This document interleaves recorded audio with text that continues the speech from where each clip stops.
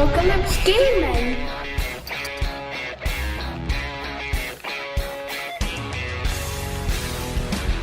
Hi there my friends, hope everybody's well. At the last update I'd showed you that I'd done the detail painting to this baby. So since then I have done an oil wash with my Winton, what's it called again, lamp black oil colour. And I've went into the various recesses and things like the detailing there just to try and create a bit of a feature to it. So applied the oil wash, then took it back off with a cotton bud which I was dipping in some white spirit. Also some in there.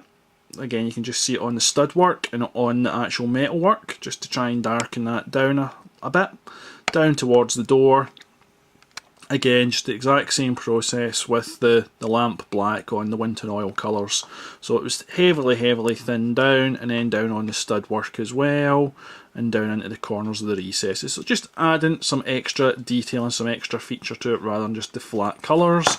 On the roof, I did the same. As you can see, it's just to try and really bring out the floor. So that's those sections. Communications tower, exact same process as well.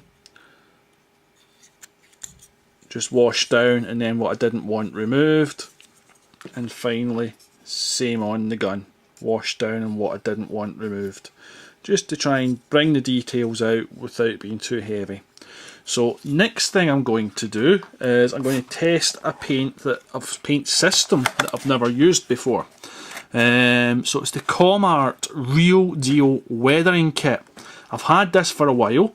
I've planned from the minute I got it to use it on this actual kit here, and I'm desperately looking forward to using it, and I am desperately scared of using it as well. But we'll see the results as we go along. We'll discover them together. So it's an airbrush ready paint system. It's relatively large pots of paint as well. What size is it? It's 1 ounce pots, so there's quite a bit of paint in here.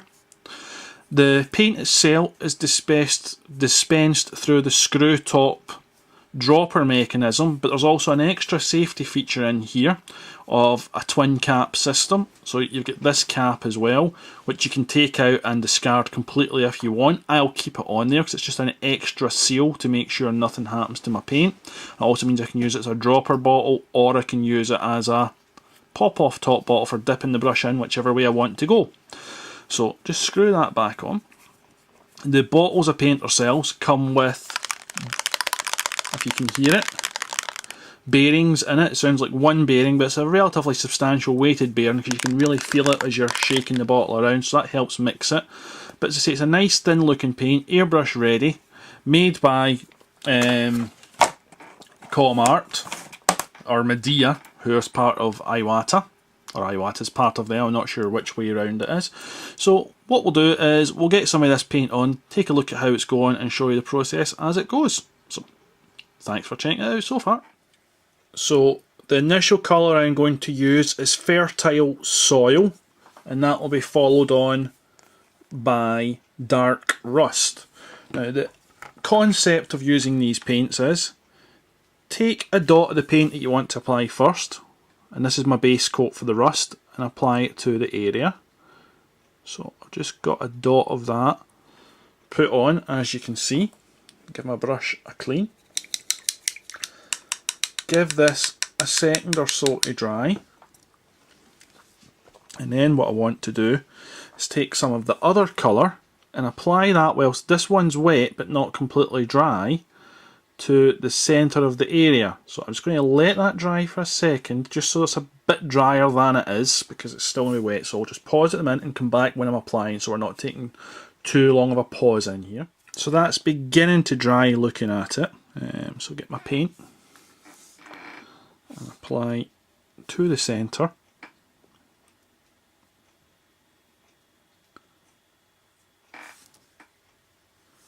Some of the other colour. And again, now I need to let that dry. And once that's dry, I'm going to pull that down with a dry brush to create the staining. So again, I'm going to leave you, and I'll be back in a second. Literally was a second, I took a look at it and I think that's getting to the stage we need it. So it's difficult through the camera, but it's just a case of pulling my stain down now.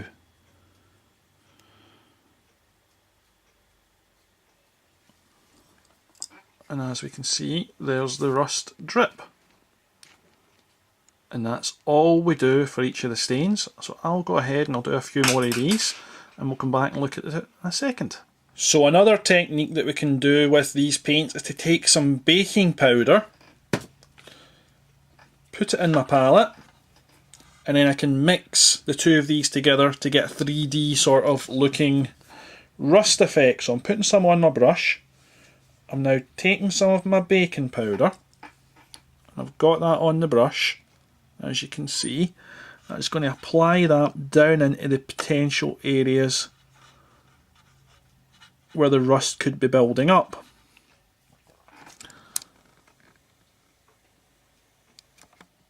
So just applying that in, get a bit more paint on that.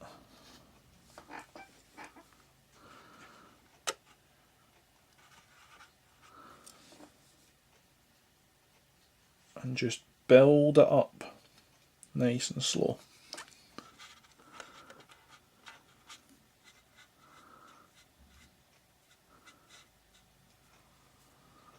And that's the sludge as if the baking powder is the rust bubbling up. I'll clean that up a little bit and let it dry, and then we'll apply the next colour. Okay, I've let that sludge dry for 20 seconds or so, just so that the acrylic paint starts drying up. And I need a little bit more of the mother colour in my palette. I should have checked that first. So now going to go in with the dark rust and the baking powder. And all this is doing is trying to add a bit of texture.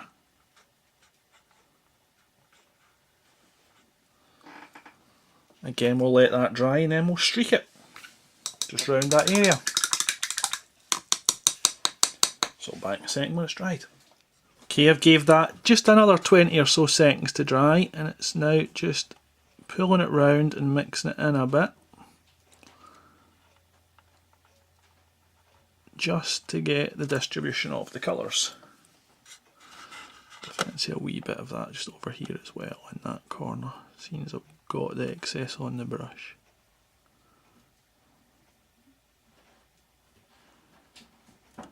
And this is just giving me the representation of this bit's corroding quite heavily. I'm not really going to do much more of this because it's an active bastion. It's in a war zone, so they probably don't have much time to do massive maintenance, but it's still getting used, so it's not completely derelict. So let's just zoom back. I've put a little bit more down in there as well, and I'll zoom right back and we'll have a look round the outside of the building and show you what we've got. So let's just angle this better so we can see what's going on. Not much here on the front. The only bit I've really done is a streak down in there, keeping it quite subtle.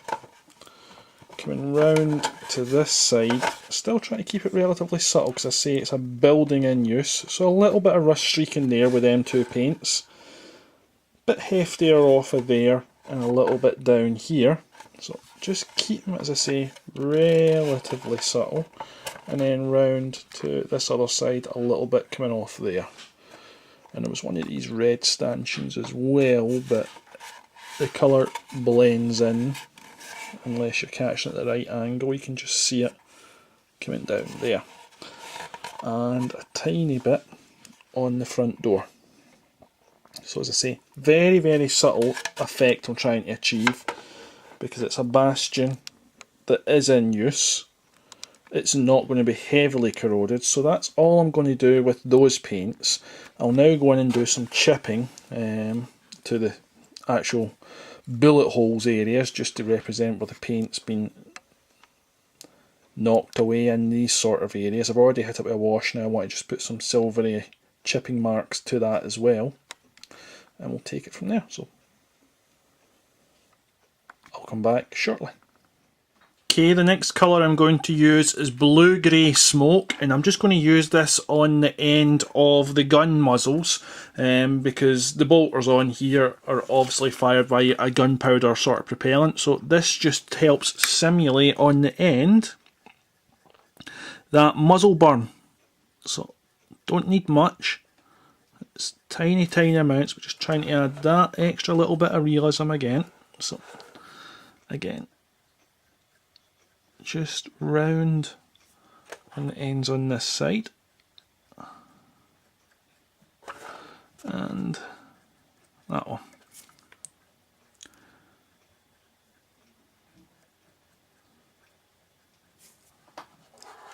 So it doesn't take much, but just another nice little effect I think for in this paint. It's like a transparent sort of colour, so I can see you using it in other aspects as well. But that's them done. Well, that's the next stage of the weathering done. I've put some MIG rain marks on various bits. I'll need to zoom in to let you see them because it's a subtle effect, the rain marks from MIG. My camera also might not be good enough to clearly pick it up, but as you can see there's some rain mark running down the side of that gun port, a little down the side of the building. There's some of my rust that I've shown you already. Down the sides again of there, and then there's a mix of rust and rain mark here, a little bit more rain mark. So basically similar idea down the side of each gun port with some rain marks down areas like that. As I say, it's an exceptionally subtle effect. That's one of the strongest ones there. You can just see coming down that window and down onto the door. So that's the sort of colour it is on top of the grey. Next thing I'm going to do is going back in with the real deal weathering kit, and I'm going to try and make an oily looking substance, and I'm going to use possibly a mixture of those two, which is the transparent smoke and the blue-grey smoke, maybe just the one. I'll see how it goes on, but they're just going to get some grimier, dirtier looking coloured stains, and also use a bit of old oil, which is that one there. So but the colours just to try and get a grimier look to it as well before I call the weathering done. Oh no, sorry, there's something else I did as well which I forgot to do on camera, is I took my charcoal pencil and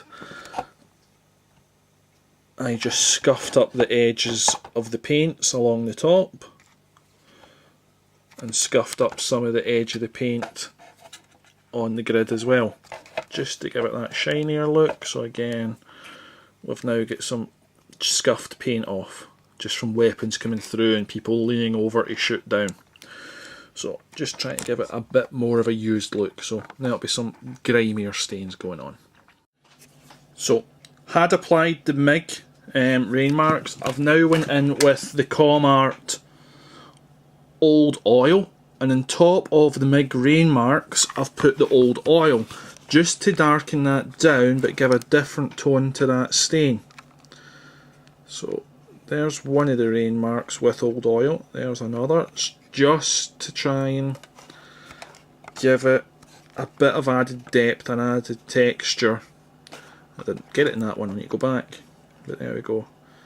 As if to say there's something else running in amongst the rain. So there's the rust bit again, and a mixture. Now what I did is, after I drew down a line, in fact where's that one that I said I missed? Down in there. Take a little bit, and all I did was draw down, as you can see, then take my finger and pull. And it's just giving it a squidge out. It took more than one attempt, some took 3 or 4, but it's just till that looks right and the stain looks slightly different in tone. There's going to be an easier one to do. Seem to have forgot that side of the building altogether. So just drawing down. Once the paint's on, in fact that one I might not even need to draw down with my finger. I'm quite happy with how that stain looks, but let's just show you what I've done anyway. Just pulling down, see? It adds better texture again, but I was quite happy. But just taking the finger, it squeezes the stain in almost. You get your finger covered in paint as well, but just adds to the definition of the drips, the stains, the oil marks. So now I'll add some of the black wash colours from this weathering set. Back in a second. Well then guys, that's the weathering done. Let's now take a wee bit of a look at some of the detail then. So we've got the various different grimy streaks here on the front, as we can see, especially down the sides of these gun portals. I just feel the way they were angled that they would certainly catch a fair amount. And there's a little bit under there again. And then a stain that's ran all the way right down the building here. Again, some darker, greasier oil stains or whatever they are coming out from underneath that gun portal. And then down from the lighting again. Round at this side, a darker stain coming down there, some sort of darker staining running out of the bottom half, and then more rain, etc. leaving their marks down those gun portals, and stains down the side. So overall, I've tried to give the effect, as I said already, a building that's in use, but not so heavily worn that it's in dereliction, so to speak. So that's that. We've also got the gun sitting on the top, obviously. Let's see if we can zoom into that where it's positioned. You can catch that, not bad. So that's how it would sit, as if placed for battle. We can swap out and put in the control tower, oh sorry, the communications tower, and see that in situ also.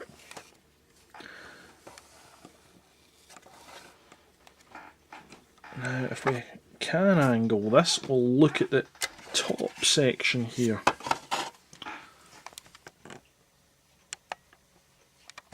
So we've got little bits of rust here and here, not much though, it's just to give that effect of there's a little bit of corrosion going on. And if I can get my light angled, the bit of rust there again that we showed, but no more rust on the top. What I have tried to do though is take the graphite pencil back. Can we see it at all? Along